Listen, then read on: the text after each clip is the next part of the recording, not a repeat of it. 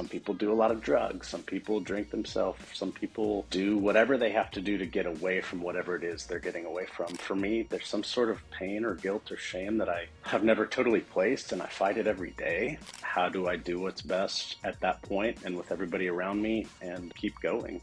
Because if I focus too much on that, it's like I can't keep doing whatever's next. Small businesses are so much more important than these major companies. And these major companies, hats off to them, they're awesome. But we need the small businesses for so many reasons.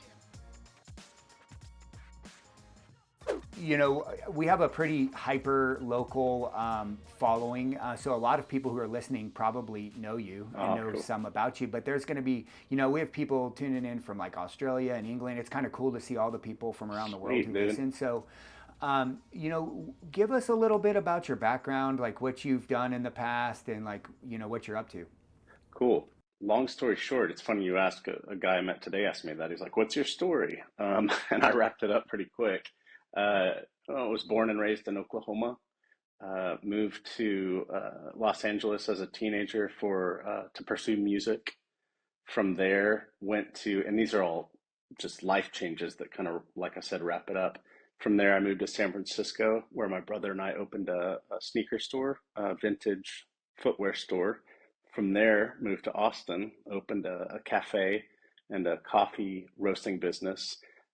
Sorry, in between two of those things, I met Sarah, my wife, and we married. After we'd been in Austin quite a few years, we had Samuel, our first son. So shortly after that, I started a footwear company, a boot company. Um, and then we had two more kids, and we discovered Bastrop nine years ago, almost 10 years ago. Left Austin after 15 years, and all those years are rough. Um, Rough guesstimates of the amount. And we've never looked back. We moved out here to Bastrop and fell in love with it. And everywhere we've lived, though, it grows pretty quick, and we're trying to get to where somewhere that's not blowing up, and now Bastrop's blowing up. I know. What I happened, know. Gonna dude? have to move out further, I you know. know. How Uh, far?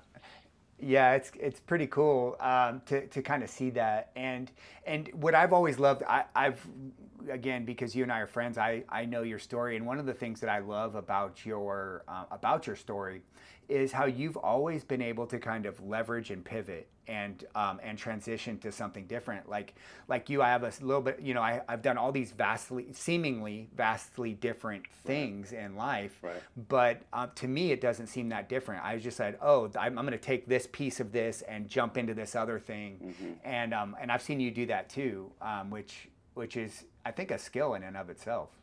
Or it's psychotic, or it's crazy. No, like people, Yes. well, people like us. I remember when we first met. It is a kind of thing of what is there and what's next. We jump. You know, it's like, okay, here's a precipice, or here's somewhere that if I'm going to get to the other side, either I stay here and scale down, or I turn around and go back to where I was, or I jump. You know, and it's like that's a Hmm. long jump. I might fall halfway in the air, but it's like not everybody does that. And I don't say that like anybody's better than anybody else. I say it like the people that jump, you're going to experience quite a bit of pain from the risk and possibly some reward. Yeah, and there's a lot of fear in change. Oh You know, God. it's and I'm curious how you've gotten over those fear. Like what's I guess why haven't you been held back by the fear of those leaps and those changes? Well, even I mean, example on this last one, you and I, where we got to where it was like, hey, I've done this and I built this and did this. There's been a lot of rocky territory and all that, huge potholes, and I mean, just I've told you I've fallen on my face so many times, and what I feel like is more failure than I have had victory, which I think keeps me humble to the degree it can. During right when the pandemic started, and right before that, I had started to kind of exit anything and everything I had started business wise, and I didn't know why. And now I'm kind of getting more of a grasp on that. I started consulting for some businesses, and then that kind of led into some real estate endeavors, which even you were part of some of my freshman beginnings of doing some real estate stuff. But now that's kind of edged into what I'm doing now. But I think that part of what you were just saying about doing things as hard-headed as I have, or as quickly as I have, is, and I've been getting to touch with this recently.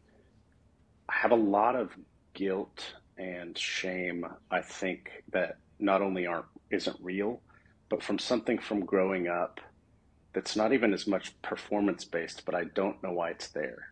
And one of the Mm, ways I was able to get away from it and around it is work, and to put my head down and schlep and focus and, I mean, just work myself probably into an unhealthy state. But it's like that's the, I mean, it's like some people do a lot of drugs, some people drink themselves, some people do whatever they have to do to get away from whatever it is they're getting away from. For me, there's some sort of pain or guilt or shame that I have never totally placed, and I fight it every day, but it has always caused me to work really, really hard.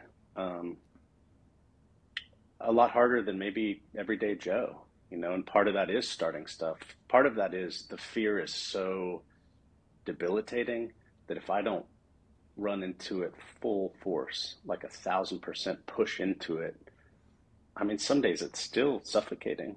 What you said, the yeah. fear, and I don't even know what I'm afraid of, but it's there. And if I don't work really hard, if I don't work out, if I don't run really hard, if I don't do something that feels like opposite of that darkness, like if I have to do something that feels like light, penetrating into whatever that is, and I always have to do it. And I do it until I exhaust myself, and that's not healthy. But then I just need a little bit of recoup, and then I'm back in it. I'm back in the work. Yeah, well, I can say that there's, from an outsider's perspective, I think there's a lot of strength in that, right? Like where, a lot of people, I do, I coach people, life coaching, life performance coaching and stuff with some people, and the thing that most people won't do, which is different than you, is they won't actually, like you said, run into the fear or run into whatever they're afraid of. They kind of curl into a ball, and they almost, it's like the fight, flight, or freeze, right? And a Mm-hmm. lot of people just kind of do the freeze thing. And so I think there's a lot of strength into the courage that you take of, like you said, I'm gonna take action, Mm-hmm. because ultimately your way of being and your action is what's going to determine your results. Oh, So sure. yeah, And I think that's a pretty cool. to touch on that, the results aren't always positive. Like that's something I've been processing a lot lately. Is like, man, when you work that hard, or when you pivot that fast, or when you um, push that hard, I've burned bridges. I've lost Mm, relationships. I've hurt people, um, outside of hurting myself, like I said, but I've also built bridges. I have some of the strongest, best relationships I've ever had because of that willingness to change and pivot and turn. But I think part of that guilt that I feel that, I mean, straight up, my therapist has always said, like, yo, Joshua, that guilt isn't real. You have to ignore it. mm, You're the one experiencing that and feeling that. What you're going through is life. And I think just on a maturity level, I'm like, oh, yeah, there's times where you're loyal. There's times where you run. There's times where you hold on to something. There's times where you got to let go of someone. So that's always been part of being part of what you're talking about and what I'm talking about, where it's like if you're going to build and build and build, or try to progress and progress and progress, go into that darkness, there's going to be some collateral damage. Um, yeah, and that doesn't mean keep going through that. That means stop and recognize that, and then how do I do what's best at that point and with everybody around me, and keep going. Because if I focus too much on that, it's like I can't keep doing whatever's next. yeah. Your ability to share like some of the pain and the struggles that you've gone through is Hmm. truly a gift to anyone who knows you. And I know that you use your lessons that you've learned, like Hmm. what whether anyone else would agree if they're mistakes or not, you whatever you've considered to be your mistakes or things that you've struggled with, what you don't do is just kind of tuck that away and hide it. you bring it into the light and you share it with other people. And what you do right now is super cool. Like you're like, let me help you not to do the some of the same mistakes. So you do these consulting gigs and Sure. stuff like that that helps people to avoid some of the pitfalls that you've fallen into. Yeah, and that's, I mean, that's awesome transition. I love that you follow that that's what I'm doing, but that's always been my heart. And to just be able to find something that is an outlet for helping other people. And what I've learned, like you said, is like, oh man, I did this wrong. I failed here. I did this wrong. And a lot of it's pertained to business, and businesses I've started or tried to start, or businesses that have died in my arms. Now, in terms of helping in a more of a commercial real estate manner, which I've pivoted pretty hard into, to helping businesses with, hey, we want to buy this warehouse instead of leasing now. We want to build a music studio instead of renting a music studio. These are just things now today, or in the recent past. We want to open a new bar in this location in an area that we're trepidatious about, will it work or not. Because of my experience in that realm or in whatever it is they're talking about, I'm able to help them take the temperature of the demographics, or help them realize if that's something they can afford or not. So Yeah. it's not just me saying like, "Hey, let's find you a building," or "Hey, I hear you. I'm gonna go find it. You'll buy it, and I'll get out of the picture." It's, "Hey, let me make sure this makes sense for you to buy it. If you want me to analyze it with you, and after you buy it, I'm here." Like that's why I'm loving doing everything hyper local, even with people coming in from the coasts. I was telling somebody that today. They're like, "Yo, Joshua, you're ushering in, like, are you're going to be who brings this big Equinox gym, and you're going to be who brings Whole Foods, and you're going to bring," and I'm like, "Whoa, whoa, whoa, whoa."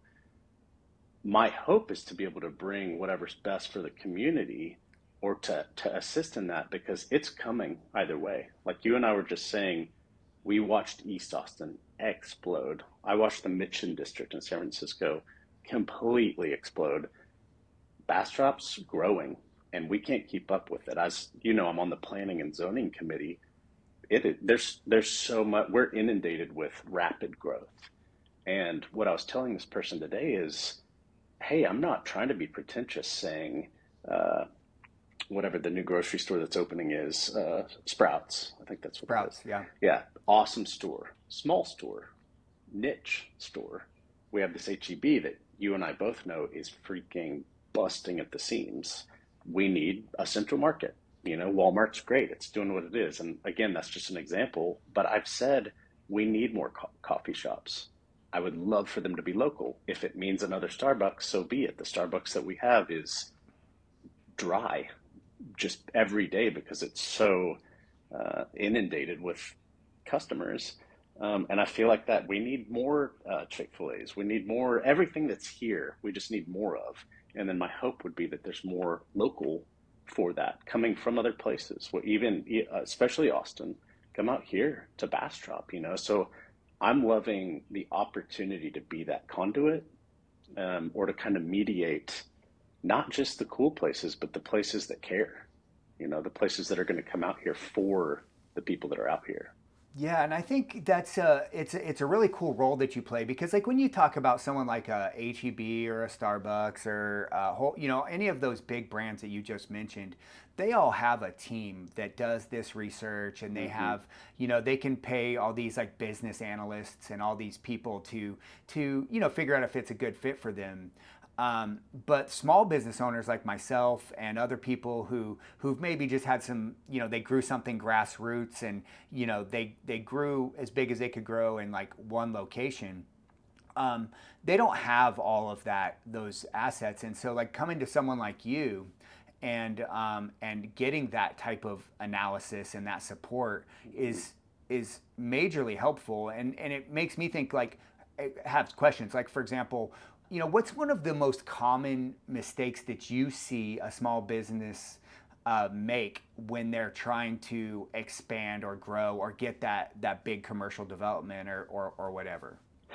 That's a good question. I mean, I know what I've done. Like I said, wrong. I know a little bit that I've done right, but what I've watched happen and what I think is pertinent is not having enough capital behind them, not raising enough money, um, and usually not raising enough because they haven't done it before, dude. A lot of the people you're talking about, ourselves included, at one time were like, I've never been in this place that I'm going to need to grow or make the decision to stay this size.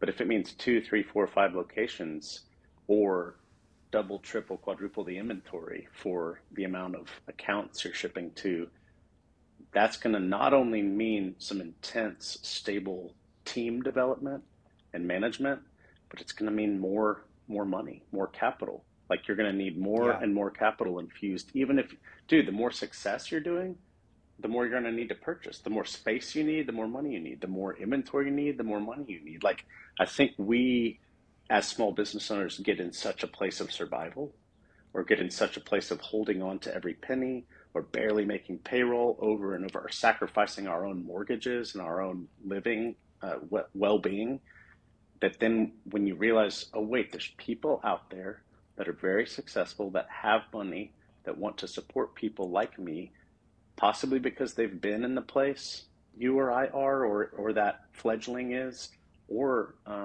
they know that you matter. We affect small businesses are huge aspects of the economy, local and I mean national. I mean, small businesses are so much more important than these major companies. And these major companies, hats off to them, they're awesome. But we need the small businesses for so many reasons.